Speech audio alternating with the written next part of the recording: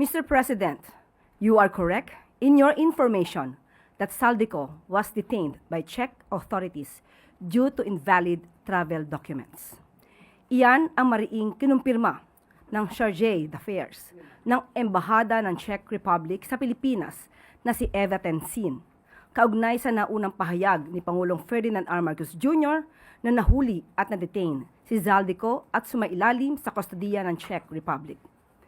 Ito ang naging pangbungad ni CDA Tensin nang tanungin siya ng Pangulo kaugnay sa naging estado ni Zaldico noong hawak pa siya ng Czech Republic.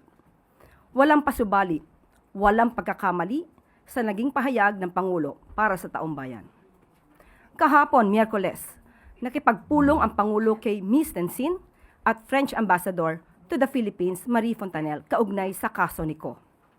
Dito ipinahayag ng Pangulo ang kanyang pagkadismaya matapos na ma-release ang puganting si Ko mula sa kustodiya ng Czech Republic at nanatiling nasa Europe.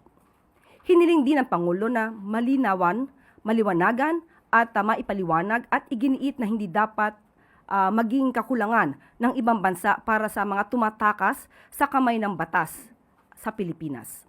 Gayunman, pinagtibay ng Pangulo ang matibay na ugnayan ng Pilipinas sa Czech Republic at France na nakaangkla sa democratic values at pagrespeto sa rule of law.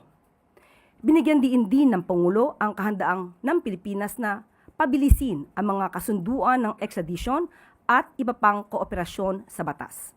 Sa huli, muling tiniyak ng Pangulo na gagawin ng pamahalaan ang lahat ng legal at diplomatikong paraan upang maibalik sa Pilipinas ang puganting si Zaldico, upang harapin ang graft at malversation cases na isinampa laban sa kanya dito sa Pilipinas.